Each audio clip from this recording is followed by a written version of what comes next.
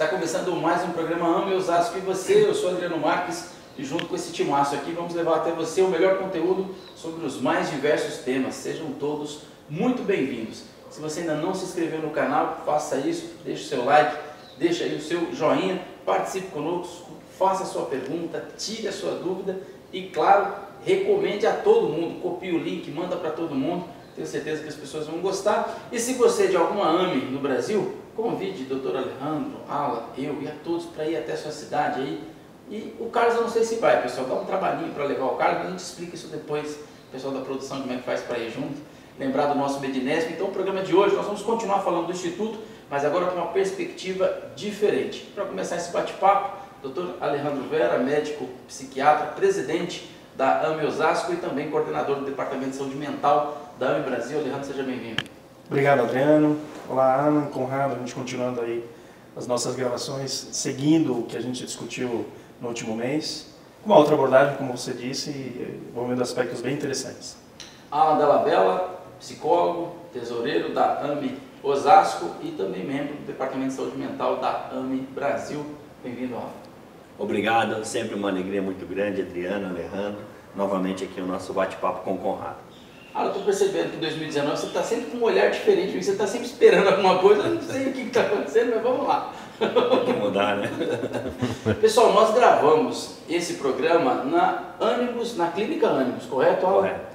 E é uma luta, então eu vou pedir para vocês carinhosamente, eu brinco muito, mas é sério, façam prece para que o Dr. Alejandro autorize a gente ter público para assistir nela. A gente está nessa luta aí, engrossa o evangelho no lar conosco aí, para que você possa vir assistir também. E conosco ele hoje, o Conrado Santos, publicitário, frequentador do Grupo Espírita Caibachuto e colaborador do jornal Folha Espírita. Bem-vindo, Conrado, mais uma vez. Obrigado, uma alegria estar aqui com vocês novamente. Vamos seguir, porque se deixar a gente vai falando, passa muito tempo falando, muitas horas, mas vamos conseguir aí. Essa é a ideia, Conrado. Agradecer ao Carlos, a toda a produção. E hoje, doutora Luísa conosco aqui, pessoal, brilhantando. Depois vocês vão ver fotos aí dos bastidores e tal. Ela que está acompanhando das câmeras aí, impedindo o doutor Alejandro de fazer algumas coisas que vocês... A gente está separando alguns vídeos, o Carlos está mostrando o trabalho que o doutor Alejandro dá para a gente gravar esses programas aqui. Cruza a perna onde não pode, enfim, mas vocês vão aos poucos com paciência cuidando da gente. Conrado, falamos do Instituto de Saúde, fizemos uma abordagem, acredito que bem interessante com o Alan, com o Alejandro no mês passado, dessa questão, ou seja, de como as pessoas, né, podem participar, de como é esse projeto, como acontece o trabalho. E eu acho que uma coisa que o Alejandro e o Alan trouxe para nós abordarmos nesse programa, que eu acho que é muito interessante, é a questão da direção, do dirigente. E aí eu quero já começar com uma pergunta com casca, porque geralmente casa espírita dá um trabalho danado você implantar alguma coisa, porque o presidente não quer, quando o presidente quer, o outro não quer, e tem sempre os grupos contrários. Não, isso aí não vai dar certo, isso aí não é legal, espiritualidade isso aqui é lá. E aí eu quero fazer uma provocação bem séria agora, porque muitos dizem assim: olha, mas isso o Kardec não falou. Mas o Kardec não falou um monte de coisa. Primeiro que muita coisa não existia na época de Kardec, né? Se tivesse WhatsApp, ele não ia fazer nada de revista espírita. Ele ia fazer um canal no YouTube. Queria que você falasse dessa questão, começar com esse bate-papo, assim, instituição, trabalho. Então, Instituto de Saúde, como que é essa junção com a questão da instituição, do dirigente, do presidente, enfim, você como médico, como é que é essa questão, como isso funciona aí? O Alejandro e o Alan ajudam nas perguntas. De uma maneira bem direta, assim, eu acho que perde o dirigente espírita que não abre as portas para que um profissional da saúde possa se integrar ao seu trabalho, e também diria que perde o profissional de saúde por não abrir as portas, por não se colocar à disposição através de uma atividade não remunerada, através de uma atividade voltada para o acolhimento da dor do semelhante, não estando presente. E aí a gente está falando evidentemente aqui de centros espíritas, afinal de contas somos espíritas, mas eu diria em qualquer local onde se possa exercitar algo que talvez seja o fundamento da medicina, que é o ser humano, né? Acolher as suas dores, as suas necessidades. Então eu diria que dos dois lados perdem.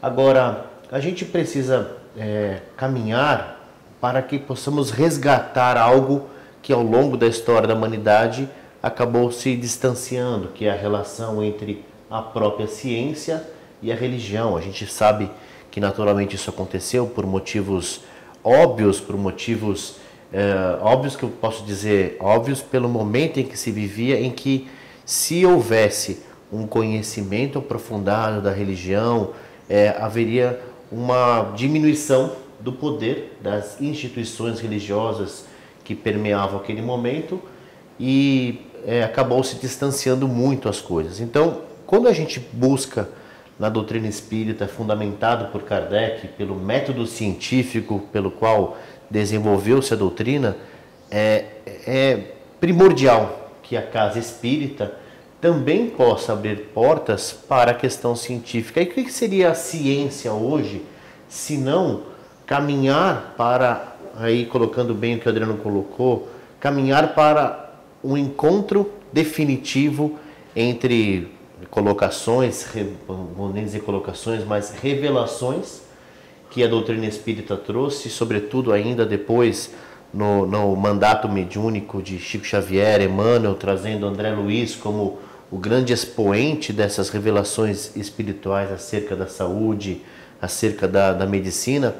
Eu acho que a casa espírita tem que ser um ambiente onde isso possa ser diuturnamente ventilado, exercitado, e sempre colocar, puxa, será que nós estamos avançando com aquilo que nos foi lançado? Acredito que, como o Adriano colocou, Kardec nos trouxe as sementes, né? E a própria evolução, ela se dá através do esforço. E a pergunta que nós devemos fazer para o Centro Espírita é: estamos avançando?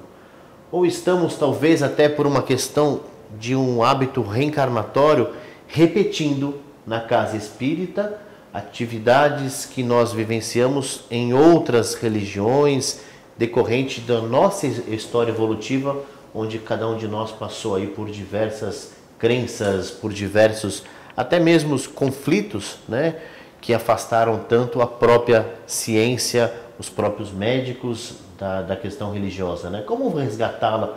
Por que o médico não pode ser um partícipe ativo para que dentro do centro espírita não haja um acolhimento da saúde, trazendo um diagnóstico, trazendo uma recomendação de um medicamento, para que isso possa somar na transformação e na melhora dos seres, né? Alejandro e Alan, deixa eu só fazer uma questão, que você tocou essa questão do poder, e eu acho que é muito legal a gente abordar isso, porque muitas casas espíritas vivenciam isso. Não é uma questão pejorativa que eu vou colocar, mas quando você fala essa questão do poder, isso acontece muito, infelizmente. Eu tive a felicidade, e sou grato até hoje, pelo convite do Alan e do Alejandro para participar desse programa, porque os dois realmente são, não é porque eu estou aqui que eu estou falando isso, são excepcionais, assim, diferente do que a gente tem hoje no mercado. Simples, humildes, enfim, conquistaram as coisas com muito trabalho, mas são diferenciados. Não é porque eu estou junto, dá para falar isso. Mas já vivenciei muitas casas espíritas essa questão do poder. Então a gente tem, por exemplo, somente como exemplo, em alguns interiores, seja do Brasil ou do mundo, em que quando a pessoa é o médico, ou é o juiz da cidade, ou é o advogado, ele acaba exercendo um poder maior sobre as pessoas. Onde eu quero chegar aqui? Com esse poder ele implanta coisas e impede outras de serem implantadas. Sim. É esse o caminho, né? O Alan pode colocar. E eu queria fazer essa questão, levantar isso para nós, porque não é para exercer isso, né? Não tem que ter o poder, ali é uma casa de Jesus. E aí eu queria que a gente pudesse falar dessa questão, Alan. O vínculo que o Conrado está falando entre a casa espírita e o Instituto de Saúde, ele vai estar sempre salvaguardado pelos interesses próprios daqueles que são espíritas e que seguem os ensinamentos codificados por Allan Kardec. O que ocorre é que muitas vezes tem casas espíritas que os presidentes e o corpo diretório exercem a função de donos da casa. Viram donos. O presidente está ali para filtrar junto com a diretoria as práticas que ali vão ser desenvolvidas, e às vezes você tem que rejeitar uma ou outra prática que aparece, que nada tem a ver com aquilo que a gente conhece, aprende, estuda e sabe que dá certo da doutrina espírita. O risco que não ocorre com o Instituto de Saúde. São profissionais de saúde que têm que ter uma bagagem espírita. São pessoas profundamente conhecedoras da doutrina espírita, e o que vai estar acontecendo dentro dessa proposta é uma ampliação, sobretudo da aresta científica do triângulo que forma a codificação. Então, é muito louvável que a gente possa abrir essas portas, de fato, pelo menos para procurar entender qual é a proposta, porque eu vejo que existem muitas negativas em que a pessoa nem se aprofundou ou não deu nem espaço para que esse primeiro diálogo se estabelecesse. E o que a gente vê é instituto de saúde sendo vinculado a centro espírita, que o corpo diretório é participativo das duas instituições. E não precisaria ser assim. Deveria ser instituições totalmente distintas que conseguem se congruir pela proposta de trabalho que respeita a mesma doutrina. Essa sim é perfeita e não tem conflitos. Alejandro, essa questão que ela colocou tem que ser uma regra? Pode ser considerada, por exemplo, uma regra? Ou seja, eu como médico preciso conhecer, porque senão eu acabo atendendo da mesma maneira que eu atendo no meu consultório, sem o jaleco, sem receituário, mas continuo, abro aspas, mandando, fecho aspas, sendo médico. Sendo médico, ou seja, que nada contribui além daquilo, Alejandro. A gente está levantando essa questão, né, Adriano, porque pensando nas AMES, no movimento médico espírita, no Instituto de Saúde em específico, é uma recomendação que o Instituto de Saúde possa estar sendo implantado pelas AMES na sua parceria com a Casa Espírita. E esse é o ponto, é parceria. Então, os profissionais de saúde vinculados à AME, portanto vinculados ao Instituto de Saúde, naturalmente elas têm que respeitar também as regras que existem dentro da Casa Espírita e vice-versa. Então, nas conversas que a gente vai tendo com outros companheiros das AMES, as grandes dificuldades são essas portas que por vezes vão se fechando, até por receios dos dirigentes espíritas, seja porque trazer um olhar científico para dentro da Casa Espírita, seja pelo medo de se perder o controle, entre aspas, de algumas situações que ocorrem na Casa Espírita, pela maneira como ela vem sendo gerida por aquela equipe de direção da Casa Espírita. Trazer os aspectos científicos para a Casa Espírita não é transformar a Casa Espírita numa instituição essencialmente científica, mas é entender que o Espiritismo ele se constrói dessa forma. Aquilo que o Conrado já explicou. A base do Espiritismo é ciência e filosofia, e como nos diz Emmanuel, entendendo como um triângulo de forças espirituais, o seu ângulo divino é a religião cósmica, aquela que transcende, aquela que nos vincula a Deus. E Kardec sempre fez isso com muita sabedoria. Para aqueles que não conhecem, ainda não leram a Revista Espírita, que é uma coleção fantástica, e que tem como subtítulo Jornal de Estudos Psicológicos, você lê os textos de Kardec, ele faz isso com uma naturalidade invejável. Você aborda um assunto científico, passa pela filosofia e termina com os aspectos morais, religiosos, de uma forma muito suave, muito sutil. Ou seja, a relação que ele vai estabelecendo entre esses três aspectos sem dificuldades. A divisão que a gente faz é meramente didática. Então, levar ciência para a Casa Espírita é isso. Levar filosofia para a Casa Espírita é isso. É fundamental. Leandro, e aí um ponto que o Conrado já colocou, não com as minhas palavras, que ele fala muito melhor que eu, mas é aproximar o que está sendo discutido na universidade, o que vocês discutiram junto com a ciência, e trazer carinhosamente para o povão. O cara que não sabe ler, por exemplo, não sabe escrever, não tem acesso a nenhuma rede social, porque não gosta, não sabe mexer, já alcançou uma certa idade, tem dificuldade com essa questão, mas dali tem contato com aquilo que está sendo discutido, e que isso acontece muito no Caibá, por conta daquilo que você falou, das pessoas que estão ali. Durante muito tempo eu entrevistei o Rodrigo Barros e tantos outros, e você se depara com pessoas que são especialistas nas áreas, que o mundo inteiro sai, enfim, de qualquer lugar do mundo, para vir se tratar com esses caras aqui em São Paulo ou no Brasil, porque são especialistas naquilo. Conrado, eu queria fazer uma junção disso que o Alejandro está colocando, dessa participação, ou seja, como que você percebe isso? Acho que é melhor eu perguntar assim. Esse médico trazendo todo esse potencial, esse conhecimento, não com humildade, mas com facilidade para aqueles que estão ali. Porque se o cara começa a palestra com termos técnicos, é para meia dúzia. E isso, por exemplo, lembrar do Medinés vai acontecer esse ano em junho, isso acontece muito no Medinés. O cara fala para quem está ali um nível altíssimo, mas para um Adriano que está ali assistindo, sai dali entendendo o que está acontecendo com ele também, porque esclarece. Como que você vê isso lá, como médico, como publicitário, como pessoa, nesse projeto, ou seja, nesse trabalho em que o conhecimento é agregado, mas para todos, é facilitado para todos. Eu entendo que a gente deva realmente ter na casa espírita o grande laboratório de transformação, de crescimento espiritual, moral, inclusive para os médicos, né? Que devem chegar lá e colocarem do seu conhecimento específico, técnico, à disposição daquela coletividade, sem cobrar por isso e sem se enaltecer desse conhecimento. Afinal de contas, ele está médico, né? E uma coisa que talvez valesse a pena em programas futuros, tem uma psicografia que foi feita em 1968 pela doutora Marlene, uma psicografia do Dr. Bezerra de Menezes, que se chama o Decálogo Médico Espírita.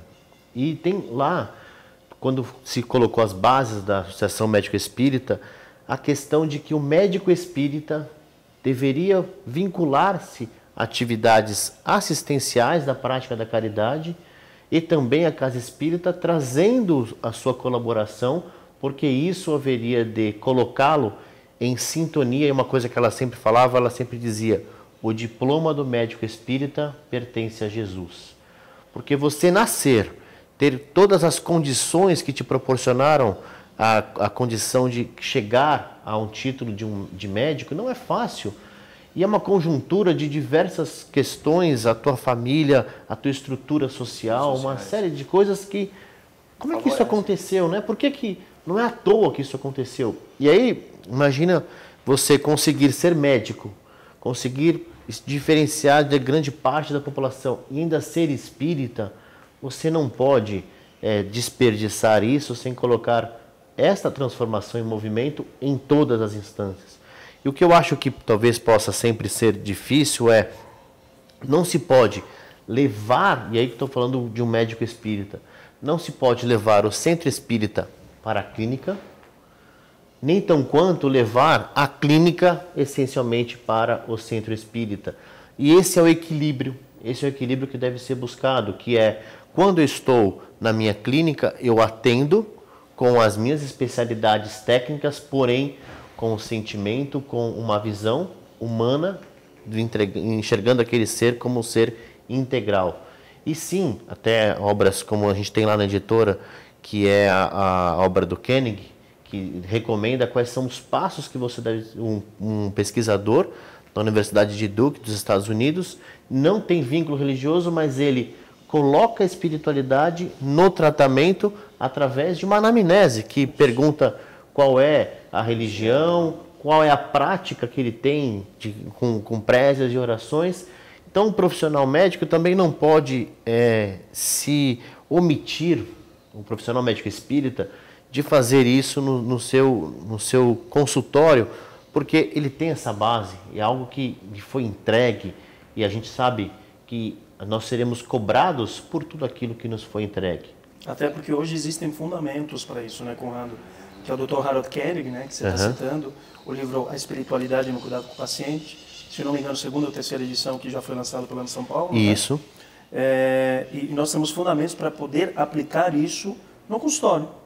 Entendendo hoje que a religiosidade, a espiritualidade, eles fazem parte de uma série de pilares que colaboram muito para a terapêutica do paciente. E o que ele traz é muito interessante, porque entender que você abraçar alguma filosofia de vida, alguma religião, no geral você tem mais saúde física, mais saúde mental, mais saúde emocional. Então, por que não? O que eu não posso é dizer, não, casa espírita é da porta para fora. Não trazê-la essencialmente, mas entendendo que se aquilo faz parte da minha existência, e se eu entendo que aquilo faz bem para mim, e eu estou fundamentado, por que não abordar as questões religiosas com os pacientes? Hoje faz parte, é necessário. Estarei sendo negligente se eu não considerar os aspectos culturais do paciente que me busca naquele momento. Perde, né? Perde o profissional que não lança a mão disso, porque é mais uma ferramenta, né? Você não está substituindo a sua técnica, você está incluindo uma ferramenta, como às vezes inclui a família, e a gente sabe o quanto que a participação da família também é importante. E um cuidado que a gente tem lá no Instituto de Saúde, já que os médicos que ali se doam também têm os seus consultórios, é tomar um cuidado até para marcar bastante esse distanciamento de que o sujeito que eu encaminho, que eu conversei com ele a respeito dessas questões, que está aberto ao tratamento espiritual, e eu acabo abrindo essa porta do Instituto de Saúde para que ele possa fazer um tratamento alternativo, um tratamento que venha a complementar aquele tratamento que ele faz comigo, eu tomo cuidado de que ele não seja atendido por mim. E assim todos os médicos também fazem lá, né? Você encaminha um paciente, outra pessoa atende, porque eu acho que daí marca bem aquele espaço como um espaço diferente, e ali não é mais o psicólogo, não é o médico, não é mais a físio que está atendendo, e sim são pessoas que estão lançando mão da ciência espírita para o tratamento. Alejandro Vera conosco, médico psiquiatra, Ala Della Vela, psicólogo, e o Conrado Santos, que é publicitário, médium e trabalhador do Grupo Espírita Caibá Chútero, na Conceição, e que você está acompanhando, falando sobre o Instituto de Saúde, mas pensando mais no campo da instituição agora, como isso acontece, não tem essa separação e na verdade trabalha junto. Eu quero tocar num ponto muito interessante aqui, pelo menos dentro do que você colocou, Conrado, quando a gente fala da questão financeira de uma casa, a casa precisa sobreviver. Então eu adentro a casa espírita, tomo passe, ali eu já tenho um copinho que está sendo doado gratuitamente, uma poltrona gostosa para eu sentar, luz, o banheiro tem papel higiênico, tem água gelada se tiver no calor, enfim, tem um chazinho gostoso de maçã, algumas casas espíritas tem que ter, né? Então, nem sempre tem, né? Nem sempre tem, mas alguma quando coisa... Quando dá, coloca. Dá um jeito. Mas aí, uma dica, pessoal, para você. Está calor, a água não tem água gelada, fluidifica que ela fica geladinha. Adriano, eu já tentei e não consegui. Aí é um problema seu com a sua fluidificação. Mas dá para fazer. Essa questão financeira, como que funciona isso? Ou seja, os médicos podem colaborar, devem colaborar, não devem colaborar. Existe um preconceito de que o cara é médico e ganha muito, né? O cara é médico e ganha muito dinheiro. E que nem sempre isso acontece. Enfim. Mas como que funciona essa questão de se manter a casa? Estou fazendo essa pergunta, Conrado, porque eu penso assim, a casa espírita fala, vou abrir mais um dia, a gente não está conseguindo pagar o IPTU, não está conseguindo pagar água, luz, quer dizer, como é que vai abrir mais um dia, mais um gasto? Como que vocês lidam com isso lá? Como que isso pode ser resolvido? O que você pode nos falar? Eu diria que essa questão de abrir mais um dia, para estar disponível para atender a população, eu aprendi muito com a doutora Marlene, que ela diz o seguinte, comece a espiritualidade e se encarrega do resto, né?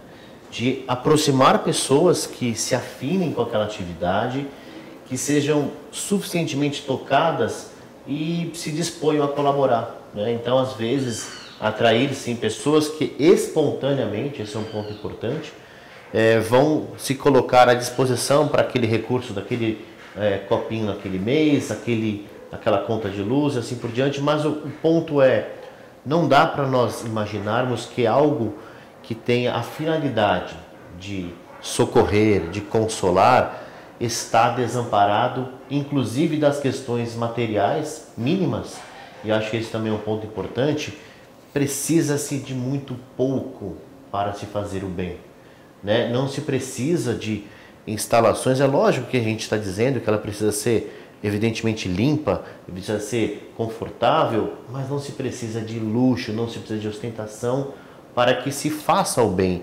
E essas condições mínimas às vezes passam desapercebidas, porque está muito preocupado com o equipamento de maior tecnologia para poder fazer ali a exposição, está preocupado com o imobiliário, está preocupado com a recepção do centro espírita. Claro, tudo que a gente conseguir colocar para uma melhor atuação do grupo, melhores espaços, etc., é claro que é bem-vindo, mas, de novo, se precisa de muito pouco para que se faça o bem, né? Então, eu acho que essas condições mínimas, a partir do momento que se coloca à disposição, a espiritualidade vem e traz aquilo que é necessário para se poder realizar aquela tarefa naquele dia, assim por diante, né?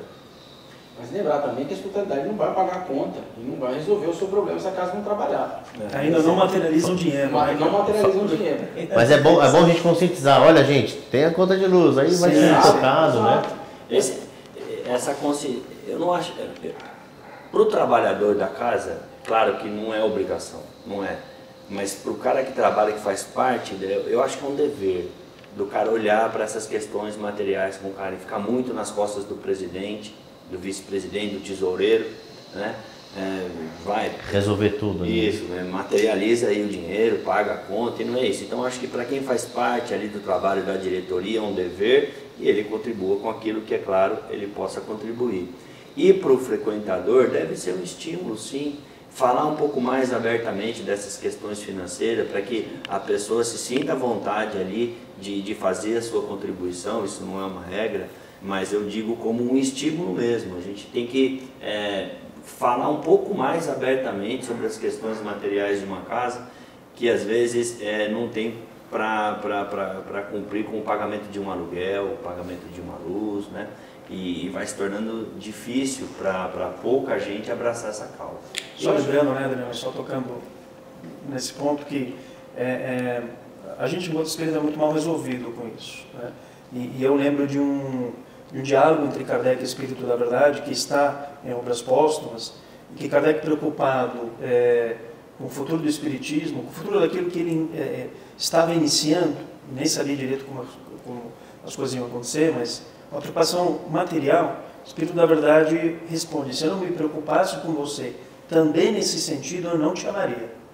Então, eu creio que já diz muita coisa. Alejandro, tem outro ponto nessa questão do livro Obras Póstumas que fala, e acho que isso aqui vale para todo mundo, especialmente instituição instituição espírita, que tem trabalhos, pegar o gancho do Conrado, que é publicitário, no campo da divulgação.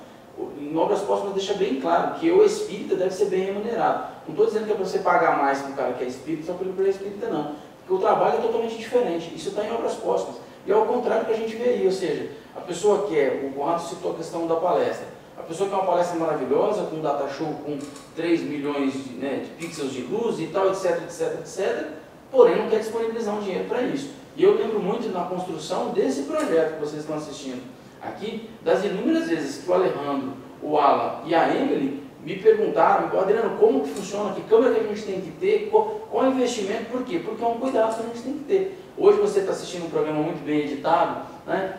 O som perfeitamente e tal, existe uma pessoa por trás que está se doando, que é o Carlos, que ajuda demais isso. Mas a gente precisa pensar nessas questões. Então acho que a Casa Espírita precisa nisso, e aí eu volto no ponto que ela colocou muito bem, junto com o Conrado e com o Alejandro, que é: você, eu, nós, frequentadores, para pensar um pouquinho. A Casa Espírita dali, tem alguém lá fora cuidando do seu carro, vale a pena você se perceber, porque isso é coisa de ser humano, né? Qualquer instituição que você vai ser cobrado e você paga, né? Hoje, para você sair com a sua família no cinema, 2 pessoas, vou dar um exemplo aqui sem citar nomes, sem citar marcas. 2 pessoas, você e mais um. Se você for assistir um filme hoje em qualquer shopping de São Paulo, você não gasta menos que R$100. Estou falando aqui de ingresso e um pacotinho de pipoca. Estou falando para você comer muito não. Se você for pegar refrigerante, o combo mais o ingresso, dá no mínimo R$150.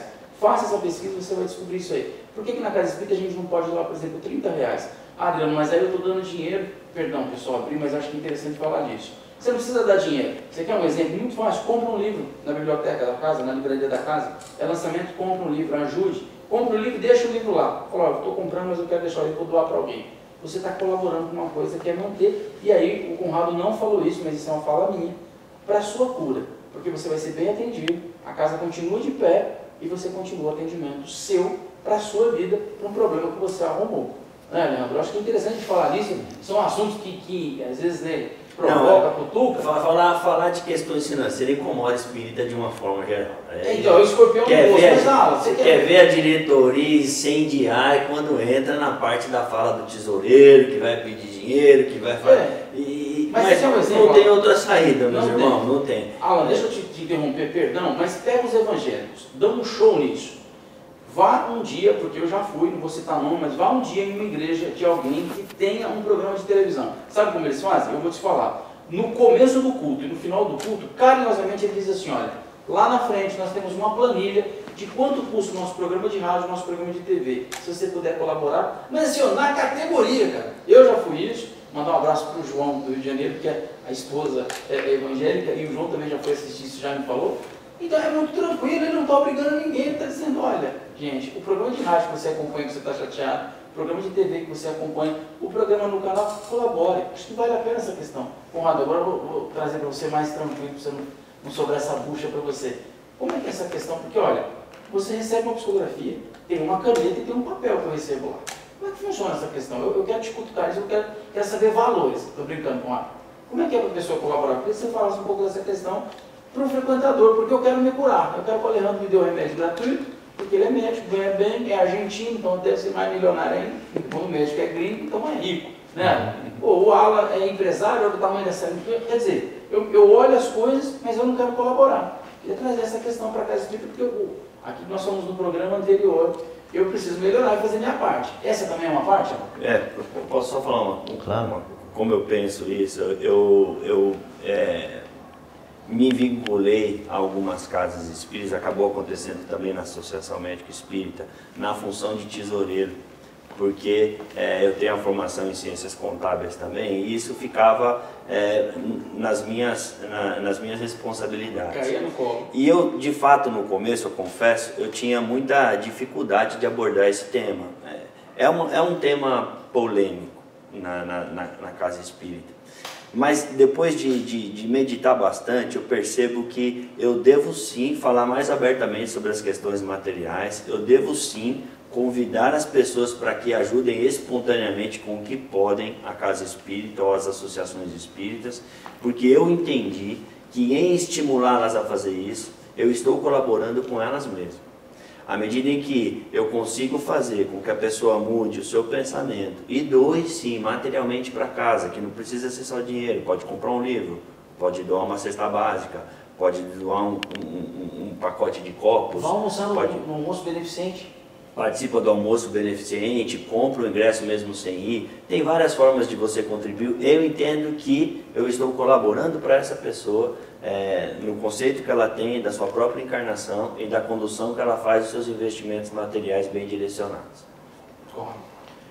Eu acho que é evidente que é um assunto que precisa ser tratado, precisa ser ventilado de uma forma bastante clara. Eu acho que a Casa Espírita precisa ser engajada, e aí estou dizendo muito da sua diretoria, para fazer isso que o Alan colocou, que é criar formas alternativas para que a questão financeira não esteja simplesmente numa relação de toma lá, dá cá. Então acho, por exemplo, que o pedido de espécie em dinheiro numa tribuna, imagina uma pessoa que está entrando com um desespero pela primeira vez numa casa espírita, com uma dor, com uma situação difícil, familiar, e o primeiro contato com ela é aquele orador que chega lá e fala assim: então, gente, vocês que estão aqui, fiquem tão confortáveis, todos sabem que tudo isso custa, nós temos um talãozinho que vai ser distribuído para que cada um possa colaborar.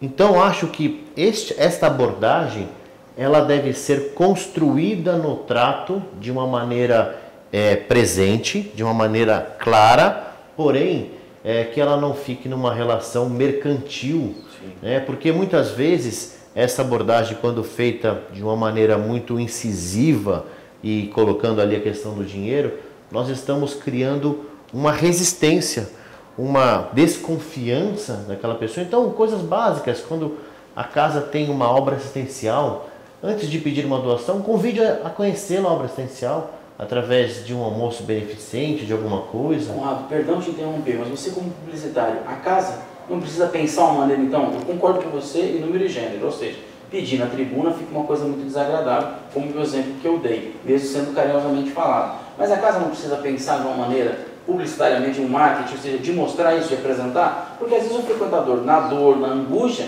mas só está pensando no umbigo dele também. Claro. Eu venho aqui, faço o que eu quero, melhorou, caio no mundo para tomar, continuando as minhas coisas. Tem na experiência, algo tem que ser feito. Claro. Né? A gente teve uma experiência boa de quando ia ter um movimento de refeição, colocar uma caixinha com o nome dos alimentos diversificados, porque às vezes você pede só 1 quilo de alimento e chega muito pacote de sal e muito pacote de açúcar, né? Então a gente diversificou para poder chegar óleo, poder chegar arroz, poder chegar feijão, só uma coisa, né? E variar um pouquinho. Mas em termos gerais, eu acho que a gente precisa debater isso. Isso de alguma forma tem que ser conversado, né? Porque se deixar muito livre, vai ter dificuldade. Acho que o Adriano colocou bem, tem uma uma máxima em comunicação que a gente diz o seguinte: toda obra tem o tamanho da placa que você coloca na frente dela. Então, o que deve ser feito é contar. Às vezes você pode estar fazendo um puxadinho, você coloca uma placa gigante, ela passa a ter uma importância. Então, é contar. E aí eu acho que realmente essa abordagem, ela pode ser feita, mas é começar pelas realizações, das quais dependem de uma doação, de um aporte financeiro, e deixando alternativas, formas para que isso aconteça, tocando a pessoa. Agora, acredito que essa questão realmente ela passa a ser parte de um processo de amadurecimento do frequentador, e que ele começa, no mínimo, a fazer coisas que talvez ele não faria na sua casa. Claro que isso demora às vezes anos, às vezes demora um tempo muito grande, mas é difícil a gente ver alguém que ao longo do tempo a doutrina não transformou, para que no mínimo ele se preocupe em apagar a luz quando ele sai de um banheiro que tem lá no grupo espírita, para que ele possa economizar algum recurso. Mas é uma conscientização, porque a doutrina espírita nos convida a uma maturidade existencial, né? O bom uso dos recursos materiais, a responsabilidade para com aquilo que nos é entregue para se fazer algo.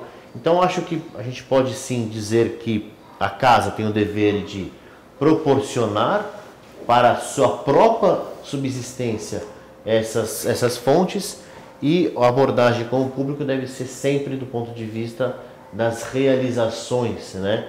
E muito menos das questões práticas diretas e assim por diante. Né? Conrado Santos conosco, Alejandro Vera, Alanela Vela, vinheta e continuamos.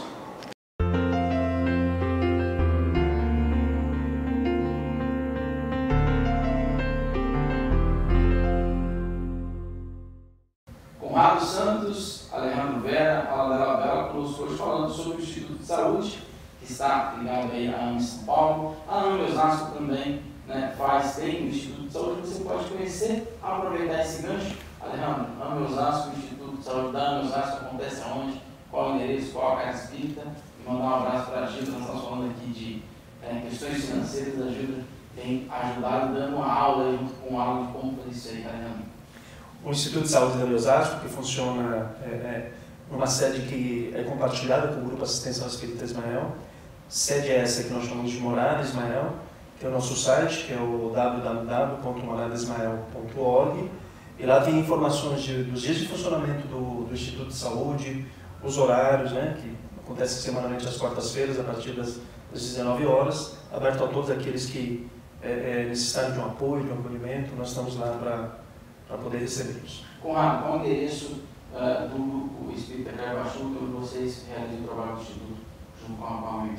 Na Avenida Pedro Severino, 325, na Conceição. Quais os dias que abre? Que dia que a gente pode ir? Segunda-feira, das 18h30 às 22h. Terças-feiras, também às 19h às 22h. Quartas-feiras, no período da tarde, 16h30. Quintas-feiras, das 19h às 22h. E sexta-feira tem cursos para frequentadores, que acontece das 20 às 22 horas. Maravilha. Conrado, falamos do primeiro programa, já estamos na metade do segundo.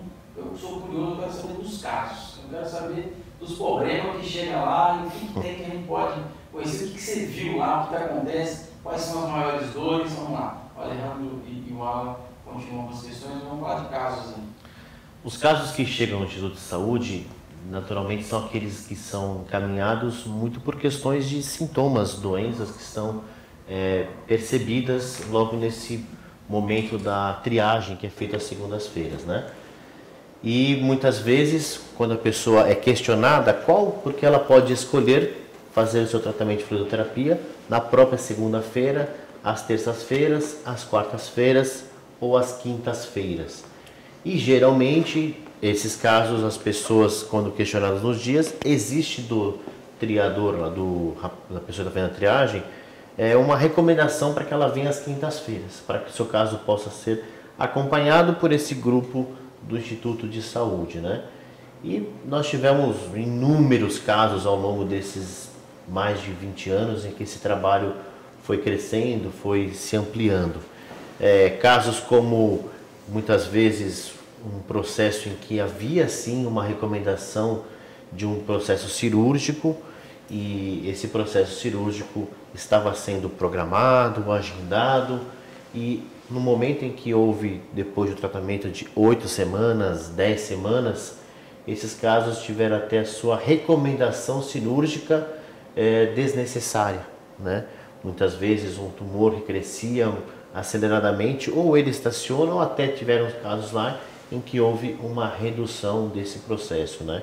Tem um caso bastante emblemático lá, em que muitas vezes, e aí, claro, não tenho nenhuma condição para dizer se isso é uma precipitação do médico ou se é realmente uma dificuldade de se precisar, mas nós temos o caso lá de uma frequentadora, uma senhora já na faixa dos seus 80 e poucos anos, que, se eu não me engano, teve um diagnóstico de um câncer na área aí da intestino ou estômago, e houve um prognóstico médico de 6 a 12 meses de vida.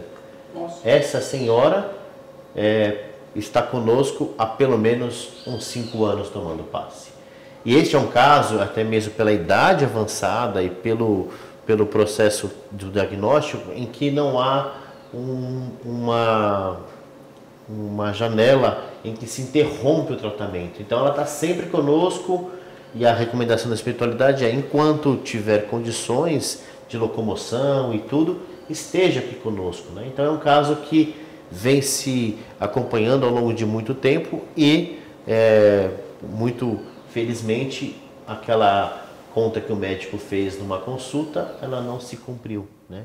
Ela está conosco há muito tempo. E aí a grande questão que se pode perguntar é: o que mudou nela nesses 4 anos posterior àquela recomendação do médico?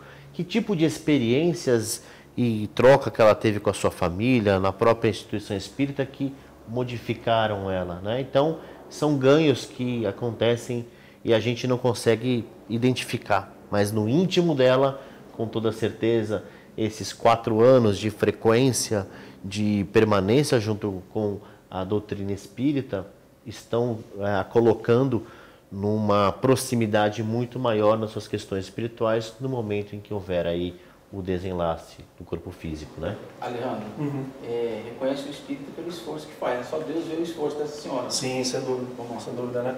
Mas o que eu queria perguntar para o Conrado, assim, se eu, enquanto médico e espírita, né, encaminhar o meu paciente, por vezes do consultório, enfim, de qualquer outro lugar que eu estiver atendendo, tem um trabalho assim assado no Instituto de Saúde, e eu creio que você pode se beneficiar, somado ao tratamento médico, né? Isso é fundamental. Se eu perceber a melhora, é claro, para mim, enquanto médico e espírita, isso sem dúvida me surpreende, mas fortalece ainda mais aquilo que eu creio. Uhum. E para o médico, que por vezes é o paciente que vai buscar, o médico nem sabe. Uhum. Imagino que vocês devem ter esses relatos também, a devolutiva que às vezes o paciente dá no Instituto de Saúde, meu médico ficou surpreso, porque me deu 6 a 12 meses de vida e eu estou há 5 anos vivendo, não sabe me explicar. Uhum. Esse tipo de relato vocês têm? Uhum. Também? Nós tivemos médicos que se aproximaram por conta de não conseguir explicar a melhora de um paciente. Não sendo espírita. Não sendo espírita. Eu vim aqui para conhecer, eu vim aqui para entender um pouco mais o que é feito, né? O que aconteceu, porque o meu paciente me contou, me relatou a história, o tratamento que ele fez, e eu vim aqui para conhecer. E aí, Alejandro, você tocou num ponto que talvez possa ser bem importante, que é o que o médico deve esperar e o que o médico deve fazer quando ele se aproxima do tratamento espiritual, né? Quando ele se aproxima dessa questão de estar lá vivenciando. E eu acho que tem aí uma questão importante que vai facilitar a aproximação entre o dirigente da casa espírita e o médico. O médico não está lá numa figura, de repente, como Tomé, para duvidar das coisas ou questionar as questões. Tem uma coisa que é muito importante, que é, sim, o centro espírita é feito por espíritos encarnados que vivem no mundo de provas e expiações, que trazem todas as suas limitações, os seus desafios existenciais e sim, são falíveis. Aliás, uma das coisas importantes que tem Kardec, quando ele coloca a própria questão de que a doutrina espírita era evidentemente nos colocada por espíritos de alta hierarquia, porém que mantinham ali as suas questões de alguma falibilidade, porque não são o Criador, não estão num nível de perfeição como Cristo. Evidentemente estamos falando de uma pleiade de espíritas de alta elevação, mas no centro espírita, que aquele dirigente está ali entregando a sua vida, entregando a sua hora, muitas vezes vivendo só por aquilo, vai cometer sim, muitas vezes, uma atividade que não é de acordo com o que o médico viu numa outra casa, que não tem os parâmetros que ele de repente foi formado dentro de um processo de aplicação da fluidoterapia. E aí eu acho que tem um ponto que é fundamental, que é ambos, e principalmente o médico precisa estar aberto a este questionamento muito menos de julgamento, né? De olha, isso é certo, isso é errado, isso é bom, isso é ruim, porque aí o centro espírita acaba tendo um receio muito grande de certa forma, quando você fala de um médico, você está falando de alguém intelectualmente que foi mais treinado, eu diria assim, né? Mais treinado principalmente no que tange a questão da saúde, principalmente como o doutor Alejandro, um psiquiatra, em que a questão da mente, do comportamento psiquiátrico, tem um viés ali, algo muito próximo entre o espírito, a mente, o que é, o que não é. Então pode se viver uma situação em que o médico chega lá para desacreditar daquilo que o centro espírita faz e o dirigente, de certa forma, não quer se à prova para que isso aconteça, essa troca possa acontecer, né? Então acho que o médico precisa ter um papel de muita humildade. Se desarmar. Se desarmar, falar assim, eu vim aqui para contribuir e às vezes até mesmo entender que não vai mudar. Aquele centro espírita está fazendo há 50 anos o passe dessa forma e atendeu milhares e milhares de pessoas e assim que será. Não adianta, olha, eu sou um doutor e eu já participei de pesquisas e eu já vi como que o passe ele cura e dessa maneira que está dando o passe ele não vai curar. Como a gente pode dizer isso? Que o passe que cura é aquele que tem a imposição da mão desse jeito, daquele jeito. E essa questão que o doutor Alejandro colocou de se desarmar, o médico ganha muito, porque ele está entendendo que ali ele é um colaborador, né, como outros, porém que no momento de um acolhimento ele poderá talvez trazer aí uma consciência um pouco maior, entender de uma questão de uma doença, alguma coisa que o frequentador que não tem esse conhecimento do grupo espírita, o próprio dirigente, não tem acesso a isso, não conhece, né? Você conseguiu, talvez, explicar um pouquinho da resistência que existe, né, da parte da diretoria de uma casa espírita em receber o profissional de saúde e a melhor forma para isso se dá, a humildade do médico, a horizontalização da relação. Mas também, com que cuidado, e se acontece, a gente deve entrar nesse assunto, no que diz respeito à prática muito comum na casa espírita de credenciar qualquer problema, também a questões espirituais, desconsiderando as questões clínicas.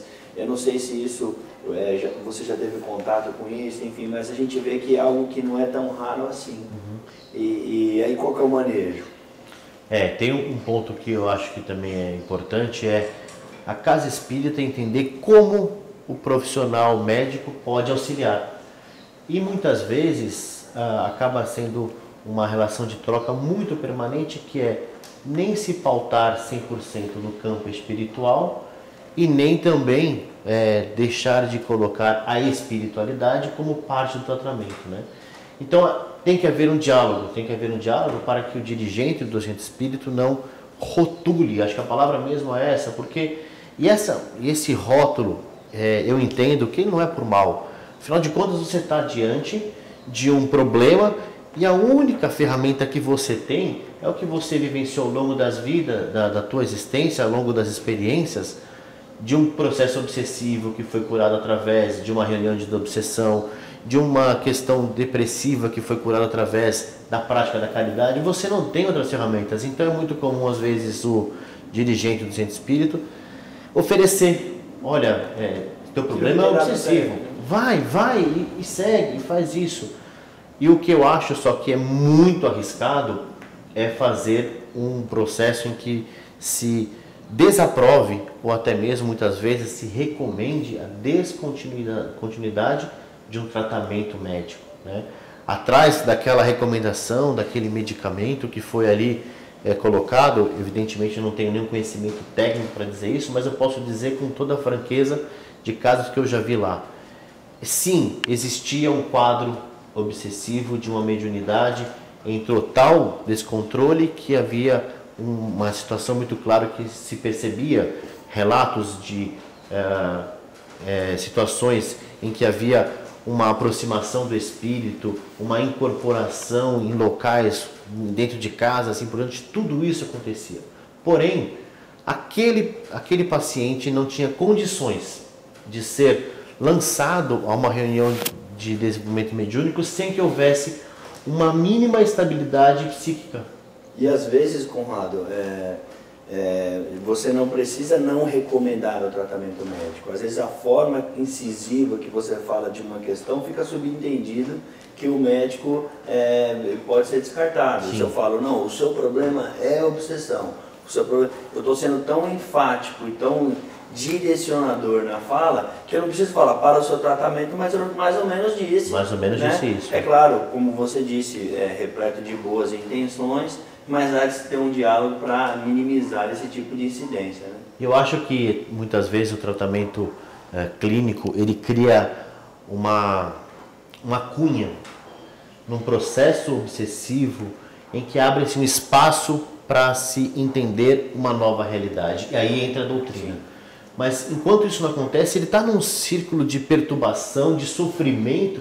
É como a gente também fala muitas vezes numa reunião de intercâmbio mediúnico, né? Então, se traz muito aquela figura de que ali você está recebendo alguém num profundo sofrimento. Às vezes com dor, às vezes com sintomas muito recentes do desencarne. E você vai falar para alguém que está sofrendo de dor, falar para a pessoa, aceita Jesus. Ela está querendo um remédio, ela está querendo que aquela dor estanque, ela está querendo um atendimento, e eu acho que muitas vezes o atendimento desse intercâmbio tem essa finalidade, é um atendimento emergencial e pontual, naquele instante, porque todo o trabalho depois de acolhimento desse espírito é feito pelas equipes espirituais.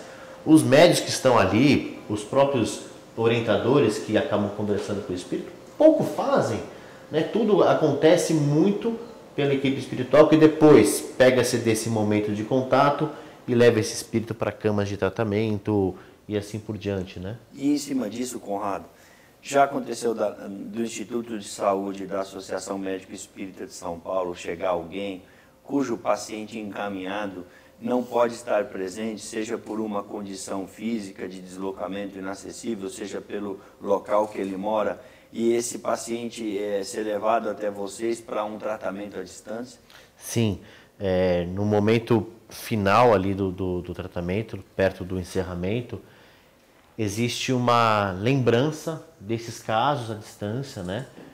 De pessoas às vezes que estão acamadas ou que estão distantes e que são nominalmente citadas, recomendando vibrações, e o grupo acaba direcionando esses atendimentos. Uma coisa que eu acho que é fundamental também dizer é que a gente já viu acontecer lá com a Associação Médica Espírita, Instituto de Saúde, e hoje tem um trabalho do Grupo Espírita que está sendo ampliado, é a questão da capelania espírita, né? Que muitas vezes acaba também sendo algo em que esta união pode ajudar bastante. Então, muitas vezes do médico abrir as portas junto ao seu relacionamento, junto à sua área de atuação no hospital, para que possa ser levado ao paciente acamado, né?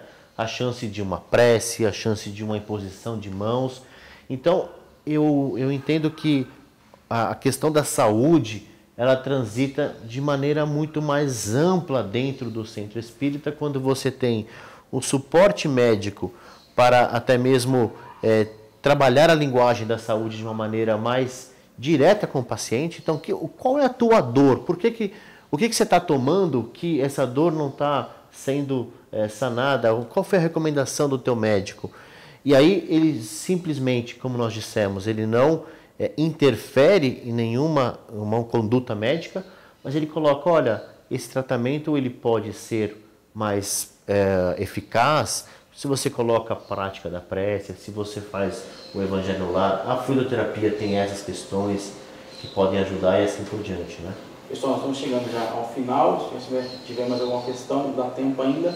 E uma coisa que o Conrado colocou lá atrás, que acho que vale a pena a gente citar, já falamos isso outras vezes, eu gosto sempre de lembrar o seguinte: casa espírita, o passe na minha casa é melhor do que o fulano. Eu gosto mais do passe, então eu sempre gosto desses exemplos e dizer o seguinte: a primeira coisa que você precisa entender é conhecer a doutrina espírita. É necessário ler as obras de Kardec e as outras. Alguns ficam chateados quando a gente fala obra complementar, que parece que as obras estão complementando o que o Kardec não fez. Não é isso. É no outro sentido que essa palavra é usada. Mas enfim, Kardec, André Luiz, enfim, Ivone do Amaral Pereira, entre todas as outras obras, Emmanuel, é importante você ter essa noção para você saber o que está acontecendo aqui. Segundo ponto é entender o seguinte: no Brasil, por conta, enfim, da história como foi montada, nós temos algumas instituições e que criaram metodologias para que o trabalho acontecesse. Então, citando algumas, você tem a metodologia da FEB, você tem a Federação Espírita de São Paulo, por exemplo, e você tem a Aliança e a Concafos. São exemplos. São métodos diferentes de aplicar. Todos funcionam. O que você precisa entender é que às vezes você tem mais afinidade em um grupo do que no outro, mas todos os passos funcionam. O Conrado colocou bem isso, e às vezes a gente tem muito essa questão de eu fui tomar um passe lá em Araxá com o irmão Tadeu, e lá eles tocam no pescoço, fazem uma massagem no ombro, é maravilhoso. Aquilo para você foi bom. Outras pessoas têm pavor de toque no passe. Tudo olho fechado, me põe a mão em mim, eu saio da minha concentração. Então não é que o passe é melhor. Tenta entender isso. Adriano, continuo com dúvida, a gente pode até fazer um programa, mas estudem. Se você tiver a base de Kardec na sua cabeça, nada que aconteça na casa espírita você não vai entender. Ou quando a gente fala, mas eu não consigo entender o que aconteceu, é porque você não conhece o espiritismo. Se você conhecer o espiritismo, você não tem dúvida. Você consegue pensar e fica muito claro. Vou dar um exemplo, Conrado, se você me permitir. O Conrado falou uma coisa aqui. Eu, conhecendo, eu falo, bom, isso não tem nada a ver com o espiritismo, não preciso criticar. Mas eu já separei aqui, nem preciso criticar o Conrado. Consegue entender isso? Então, vou tentar lembrar dessas questões. Existem métodos de se fazer e que nada tem a ver com melhor ou com pior. Alejandro, mais alguma questão?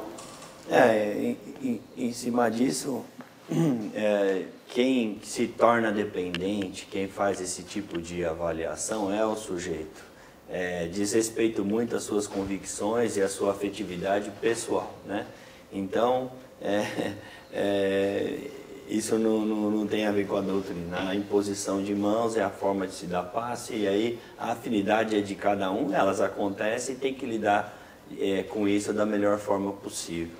O que eu queria deixar uma pergunta para o Conrado e para o Alejandro, para encerrar aqui a minha dúvida, dentro da capelania espírita, que me parece ser muito bem-vinda no paciente acamado, no paciente que não pode se deslocar, receber lá na instituição de saúde. Eu fiquei meditando aqui sobre isso e eu perguntei, eu não sei se isso é possível ou não, e fica a pergunta aqui na hora também, a gente não combinou nada, se de repente dentro de uma instituição que cuida de saúde mental, onde os pacientes se locomovem e vão e voltam da instituição, da clínica, se seria válido pensar em algo parecido com a capelania para se oferecer aos pacientes num dia de encontro, para falar de espiritualidade, dessas coisas, partindo dos próprios profissionais de saúde. Isso teria algum viés, teria algum problema ou não seria bem-vindo? Pergunto para os dois.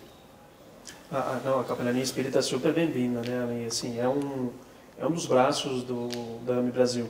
A capelania espírita hoje, que é dentro de um dos departamentos da AME Brasil, é coordenada pelo Dr. Alexandre Nefalos, de Piracicaba. Fica um abraço aqui.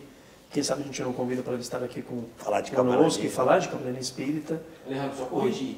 Quem sabe a gente convida, não, já está convidado. Já está convidado. Agenda, tem que intimar o Conrado. Trazemos ele de Piracicaba e participa com a gente, com obras publicadas, um trabalho belíssimo que ele desenvolve lá em Piracicaba. Tem o Fernando Lame Três Rios, no estado do Rio de Janeiro. que não é psiquiatra, mas tem feito uma especialização em psiquiatria e atuado na Capelania Espírita em um dos hospitais psiquiatras, tem buscado se aproximar desses pacientes, levando um pouco da espiritualidade, entendendo como dá para aproveitar essas ferramentas todas. Respondendo o que o Alan falou, eu acho que a gente precisa caminhar para que as instituições de atendimento clínico, seja ele psiquiatra, seja ele às vezes um modelo de um hospital-dia, ele precisa ser um local em que a gente consiga fazer uma pluralidade de crenças, uma pluralidade de situações e possa ser suficientemente acolhedora.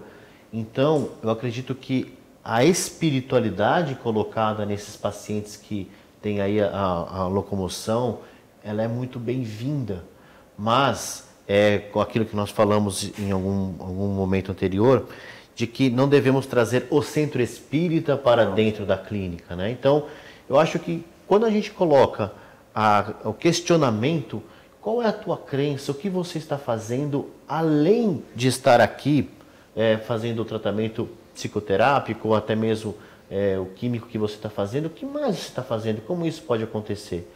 Então, acho que é uma aproximação, porque a gente deve entender que, como o Emmanuel coloca, que o futuro não é que todos sejam espíritas, mas que todos sejam espiritualistas. E tem uma frase que eu lembro muito do Chico, que é uma frase muito marcante, que ele fala assim: se Kardec tivesse escrito que fora do espiritismo não há salvação, eu não seria espírita. Ainda bem que ele disse que fora da caridade não há salvação, né? Então, esse momento em que a gente vive, dessa aproximação do profissional de saúde com o dirigente do centro espírita, nada mais é do que uma postura de integração onde tem ali no centro um espírito encarnado com as suas dores, com as suas dúvidas, com a sua dificuldade de se conectar com o Criador e que precisa desses esforços conjuntos para que eles possam entender que é o amor, que é a dedicação de um semelhante para com o outro que realmente cura. E se eles vivenciarem isso dentro de um ambiente em que isso é vivenciado em todas as circunstâncias, nós estaremos ajudando cada um a se curar diante das suas necessidades. Alejandro, mais uma vez, obrigado. Eu que agradeço, foi uma alegria imensa receber o Conrado aqui com todo o conhecimento que ele tem relacionado ao Instituto de Saúde e essa parceria com o São Paulo já há tantos anos. Obrigado, Conrado. Alan? Também muito feliz, é um grande aprendizado estar aqui com vocês, em especial hoje ao Conrado, que contribuiu bastante para o nosso crescimento. Capitão, uma pergunta de um ouvinte, Conrado, no final. Vai ter psicografia agora? Não. Não vai ter psicografia, até porque a gente realmente preserva a questão da conexão que é preciso ser feita na disciplina do dia, do horário e assim por diante, para a gente fazer esse trabalho. Fiz essa provocação porque muitas pessoas podem achar, então teve, vai ter, é fácil, é simples. Bom, deixar bem clara essa questão. Conrado, mais uma vez, muito obrigado. Eu que agradeço, prazer estar aqui com vocês, aprendendo, e faço votos para que vocês continuem levando aí o programa, para que a gente possa trabalhar a discussão das ideias e cada vez ampliar o atendimento e o desafio que nós temos de levar tanto consolo a uma população, e ainda mais nos tempos de hoje, que sofre bastante com tantas dúvidas, com tantas doenças, né? Obrigado, um prazer estar com vocês. Grupo Caibachutel, qual o endereço? Avenida Pedro Severino, 325. Aqueles que quiserem conhecer um pouco mais também, o nosso site ele está fundamentado nas obras assistenciais, né? Que é a creche fundada em Diadema e que é totalmente sustentada pelo Grupo Espírita, www.lardoalvorecermn.org.br, de Lar do Alvorecer, marlenenobre.org.br. Obrigado mais uma vez, Conrado. A você que nos acompanhou, um grande abraço, obrigado pelo carinho, obrigado por ter participado conosco. E este Timaço aqui está sempre esperando a sua dúvida, a sua pergunta. Lembrar do Medinesp 2019, em junho, Alejandro? 19 a 21 de junho, Corpus Christi, www.medinesp2019 Esperamos todos lá. Pois é, ficamos por aqui. Um abraço a todos. Deixe seu joinha, deixe seu like, se inscreva no canal se ainda não fez. compartilhe e lembre-se, aqui na descrição vão ter o site daquilo que a gente falou no bate-papo e claro que você pode acompanhar conosco sempre nos programas anteriores e nos próximos que vamos fazer. Muito obrigado, um abraço e até breve.